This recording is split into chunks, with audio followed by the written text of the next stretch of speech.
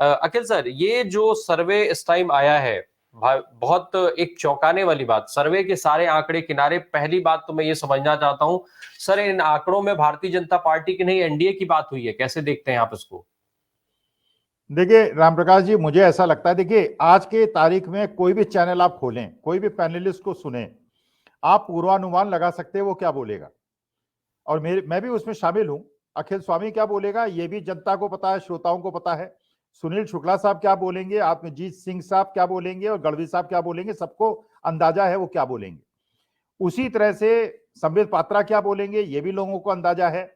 ये भी पता है कि जो बाकी लोग हैं जो कि गोदी मीडिया में जाते हैं वो क्या बोलेंगे, सबको पता है।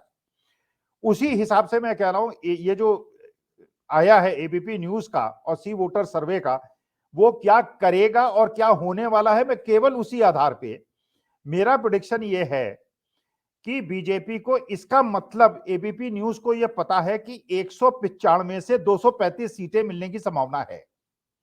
इसका मतलब 100 सीटें आप सीधे कम कर दीजिए, जो भी रेंज उन्होंने बताई है वो सीटें मिलेंगी। क्योंकि भाई सी वोटर की अपनी बेचारे की एक मजबूरी है, मैं भी उसे कोई दोष नहीं देता हूं। क्योंकि चुनाव में जिस प्रकार से मैंने आज जो उद्धव ठाकरे का भाषण सुना है महाराष्ट्र के अंदर, और जिस प्रकार का भाषण उन्होंने दिया, पूरा भाषण मैं सुनता ही इसीलिए हूं, एक शिक्षक रूप में, एक अध्यापक रूप में, उसका मर्म क्या है, जिस प्रकार से नॉर्थ इंडियंस के मर्म को उन्होंने छुआ है, जिस प्रकार से मराठी मानुष का मन उन्होंने छुआ है, और जिस प्रकार से जो देश की जनता हिंदुत्व को भी नहीं छोड़ना चाहती और हिंदुस्तानित्व को भी नहीं छोड़ना चाहती, उसको महसूस किया है। शरद पवार को भी मैंने सुना, जयंत चौधरी को भी मैंने सुना। मैंने देखा जो इस समय क्षेत्रीय नेता, इनकी रणनीति है, मुझे ऐसा लगता है अंदर अंदर अपने क्षेत्रीय नेता वो हैं, वो जमीन पे काम कर रहे हैं, बहुत तेजी से काम कर रहे हैं। और जो माना जा रहा है कि बीजेपी काम कर रही है, बीजेपी केवल सोशल मीडिया में काम कर रही है। और जो अपोजिशन इंडिया अलायंस काम कर रहा है वो फील्ड लेवल पे। अब देखिए साउथ जोन में 50, 45, 40 सीटें देने का मतलब यह है, मेरा अनुमान यह है, जो सबका अनुमान है आज की तारीख में, जिस प्रकार से नॉर्थ इंडिया और साउथ इंडिया के बीच का डिवाइड हो गया है, बीजेपी को अगर 6-7 सीट भी मिल जाए साउथ जोन तो बहुत बड़ी बात है। बिहार में पिछली बार बीजेपी को 19.5% वोट मिले थे, 19.5%। और जिस प्रकार से वहां पे आज के तारीख में समन्वयन चल रहा है और जिस प्रकार से लोगों ने, कांग्रेस ने अपने पदाधिकारियों की घोषणा की है, इसका मतलब यूपी को पूरी तरह से अखिलेश यादव के नेतृत्व में और बिहार को नीतीश कुमार और तेजस्वी यादव के नेतृत्व में ले जाने का उन्होंने स्ट्रेटेजी बनाई है। मुझे ऐसा लगता है, और जो पूरा कंसंट्रेशन कांग्रेस का है वो कंसंट्रेशन साउथ का है और उन क्षेत्रों में है जहां पे कांग्रेस को लड़ना है। बाकी क्षेत्रीय छत्रपों को उन्होंने स्थान दे दिया है और क्षेत्रीय छत्रप जो है वो अपनी क्षेत्रीय अस्मिताओं का एक प्रकार से, जिस प्रकार से कन्वेसिंग कर रहे हैं, जो मेरे को लगता है उनकी स्ट्रेटेजी है। मुझे ऐसा लगता है एबीपी न्यूज सी वोटर सर्वे का सर्वे केवल सही है, जो वो कह रहे हैं सही होने वाला है। ऊपर और नीचे में केवल 100 सीटें कम कर दीजिए, यही सही होगा, ऐसा मुझे लगता है। अखिल सर, एक तो जो आतंकजीत सर ने सवाल उठाया कर्ज के मुद्दे का, छोटा जवाब एक उस पर, और साथ ही एक चीज और है सर, जो जिस ओपिनियन पोल की हम लोग बात कर रहे हैं सर, ओपिनियन पोल एक स्पेसिफिक होगा, किसी स्टेट का होगा, किसी संसदीय सीट का होगा, किसी जिले स्तर पर बात हो सकती है। लेकिन एक जोन स्तर पर, जहां पर आप कई स्टेट्स को ले लेते हैं और फिर आप कह देते हैं कि ये आंकड़ा आ रहा है, किस स्टेट में कितना आ रहा है पता नहीं, किस स्टेट में किसकी सरकार है, इस पिछली बार कितनी सीटें मिली थी पता नहीं। अभी बस एक जोन में डाल दिया गया कि हाँ भाई वहां यहाँ 150 सीटें हैं, 150 सीट में से 140 सीट गई भाजपा के पास, एनडीए के पास। फिर दूसरे जोन में गए, वहां पे 120 सीटें हैं तो 120 सीट में से 115 सीटें गई भाजपा के पास। मैं इस स्पेसिफिक में बात नहीं कर रहा हूं कि भाजपा के पास गई या 150 सीटें हैं तो 120 आपने कांग्रेस को दे दिया या कुछ भी, किसी को भी दे। लेकिन ये जो स्थिति है, बिना किसी स्पेसिफिक, बिना कुछ बताए आप एक आंकड़ा जारी कर देते हैं, तो क्या ये जो है वो केवल अच्छा, साथ ही साथ एनडीए की बात, जो जो सवाल मैंने पहले किया था कि एनडीए की बात हो रही है, तो क्या भाजपा के पास जो आंकड़ा बहुमत वाला है वो नहीं आ रहा है, जैसा आप पहले कह रहे थे कि 100 सीटें कम कर ली जाए, तो इसीलिए ये सारा कंफ्यूजन क्रिएट किया जा रहा है? क्योंकि भाजपा की बात अगर करते तो आंकड़ा नीचे हो जाता। देखिए रामप्रकाश जी, मुझे ऐसा लगता है ये जो सर्वे हुआ है बड़ा साइंटिफिकली अच्छी तरह से हुआ है। हुआ क्या है, बीजेपी कार्यालय में एबीपी सी वोटर सर्वे वाले गए, बीजेपी कार्यालय में जितने लोग थे उस समय, उनसे ये प्रश्न पूछा गया और जिस जिस स्टेट के जितने लोग थे उसको सैंपलिंग की गई, उसको कैलकुलेट किया गया और बता दिया गया कि एनडीए को। लेकिन इसका जो एरिया ऑफ सैंपल है, मैं 100% श्योर हूं, अगर आप पूछेंगे एपीपी वालों से, ये बीजेपी कार्यालय का सर्वे है। नंबर एक, प्रशांत जी ने एक बहुत अच्छी बात करी, और जो आत्मजीत जी ने बात की, उन दोनों का मैं जरा थोड़ा सा तुलनात्मक अध्ययन करना चाहता हूं। प्रशांत जी ने कहा गुजरात की 100% सीट बीजेपी जीतेगी, एक भी सीट में कांग्रेस की जीतने की संभावना नहीं है, यह मैं सहमत हूं, और इसीलिए बीजेपी हारेगी। मैं ये कह रहा हूं गुजरात में क्योंकि पूरी तरह से गुजराती अस्मिता हावी है, तो हम उत्तर प्रदेश वालों की भी कुछ अस्मिता है।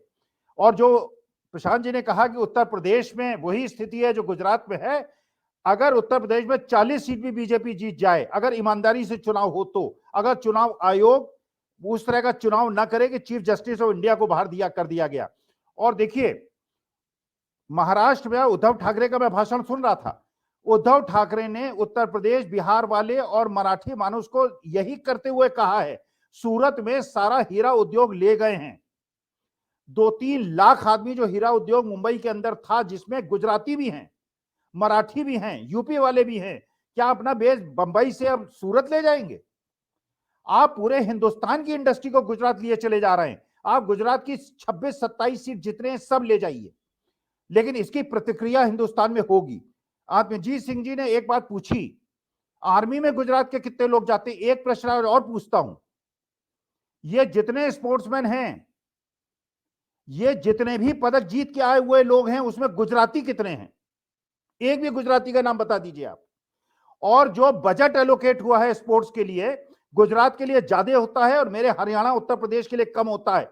और जितनी ये जाट बेटियों ने देश की आन बान शान के लिए पसीना बहा के गांव से उठ के विदेश में भारत का तिरंगा फहराया है, जब इनको सड़क पे रौंदा गया है, तो आपने पैसा तो गुजरात को दे दिया, इंडस्ट्री गुजरात को दे दी, पॉलिटिशियन गुजरात के, पूंजीपति गुजरात के।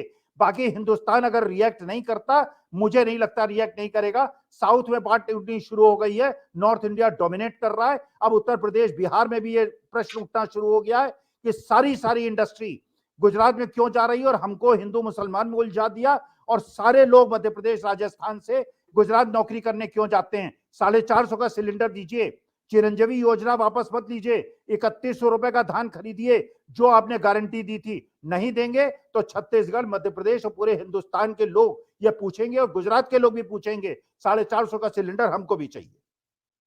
जी, ब्यूरोक्रेसी भी ऐड कर दीजिए प्रोफेसर जी इसमें। ब्यूरोक्रेसी, जो गुजरात की ब्यूरोक्रेसी है, दिल्ली में जिस तरीके से वो काबिज है और जिस तरीके से यहाँ काम कर रही है, देश का सत्यानाश पीट रखा है गुजरात काडर की ब्यूरोक्रेसी ने। उसका कोई जिक्र नहीं आता कहीं भी। अरे बाकी प्रदेशों के प्रति कोई सहानुभूति नहीं है, हर चीज गुजरात को, हर चीज गुजरात को। गुजराती हमारे महात्मा गांधी हमारे आदर्श हैं, द्वारकाधीश हमारे इष्ट हैं, लेकिन ये पिछले 9 साल के अंदर एक चीज का जवाब मुझे केवल दे दें, मैं बीजेपी को वोट दे दूंगा। किरण भाई पटेल को 1 साल पहले Z+ सिक्योरिटी किसकी संस्तुति में मिली? अभी तक तो जांच पूरी हो गई होगी। केवल एक चीज का जवाब दे दें, किरण भाई पटेल को Z+ सिक्योरिटी किसने दी, किसकी संस्तुति में मिली, किसके संस्तुति में वो कश्मीर के बॉर्डरिंग एरिया में घूमा? केवल एक किरण भाई पटेल का जवाब मिल जाए, मैं बीजेपी को खुलेआम वोट दूंगा। अखिल सर, कहीं ऐसा तो नहीं वो जो संजय निषाद ने जो कारण बताया था, उस तरीके के कारण फिर कुछ दिन बाद बताया जाना शुरू हो जाए? जो मंदिर में पुजारियों की बात हुई थी ना, उन्होंने कुछ बताया था ना कि ब्राह्मणों का और वो सब जो सारे जो अंतर वो बता रहे थे, तो वही वाले अंतर ना हो जाए कि गुजरात के। देखिए मैं ब्राह्मण हूं, लेकिन जिस प्रकार का संजय निषाद ने अपना स्टेटमेंट दिया है, ये पूरी ओबीसी जात, पूरे शेड्यूल कास्ट, शेड्यूल ट्राइब का अपमान है। ये बाबा साहब भीमराव अंबेडकर का अपमान है, ये ओबीसी का अपमान है। संजय निषाद कुल के होने के बावजूद ये कह रहे हैं कि ब्राह्मणों का जो डीएनए होता है और उनकी जो बुद्धिमत्ता होती है वो हम लोगों से ज्यादा होती है। अरे कैसी बात कर रहे हैं? ये तो ये तो गोरों की तरह बात कर रहे हैं। ये तो मार्टिन लूथर किंग की बुद्धिमत्ता को कम आंक रहे हैं, बराक ओबामा की उसको। ये तो व्हाइट मेंटालिटी है, इंफेरिटी कॉम्प्लेक्स से ग्रसित लोग हैं। ये कैसी इनकी संगत खराब हो गई है, इनको अपनी संगत सुधारनी चाहिए। इस सर्वे में प्रधानमंत्री नरेंद्र मोदी के सापेक्ष राहुल गांधी को लेकर के सर्वे किया गया है कि प्रधानमंत्री के तौर पर लोग राज्यों में किसको देखना चाहते हैं। जबकि राहुल गांधी, कांग्रेस, ये सारे लोग पहले ही कह चुके हैं कि राहुल गांधी प्रधानमंत्री नहीं बन रहे हैं। तो फिर आप ये जबरदस्ती राहुल वर्सेस मोदी क्यों करना चाह रहे हैं? या ये आखिर क्या आसान लड़ाई है, या फिर जनता को ये दिखाना है कि बस इनके पास यही है, राहुल ही है, और हमारे पास मोदी जैसा एक विश्व विजेता, विश्व गुरु टाइप का आदमी, नेता है, तो हम क्यों जो है, और इनके पास कोई विकल्प नहीं है तो आप मोदी को चुन लीजिए। अखिल सर, देखिए, अगर ममता बनर्जी और अरविंद केजरीवाल नाम प्रोजेक्ट कर रहे हैं अपने खड़गे साहब का, तो राहुल गांधी, ये तो खड़गे साहब के नाम के सामने जरा मोदी जी का एक करा लें ओपिनियन पोल, और बीजेपी कार्यालय में ना कराएं, बीजेपी कार्यकर्ताओं से ना कराएं, हमको भी सैंपल में ले लें, रैंडम सैंपलिंग में आतिजीत सिंह जी को और हम लोगों को। ऐसा ना हो केवल गुजरात, सूरत और बड़ौदा में सर्वे करें, पूरे हिंदुस्तान में सर्वे करें।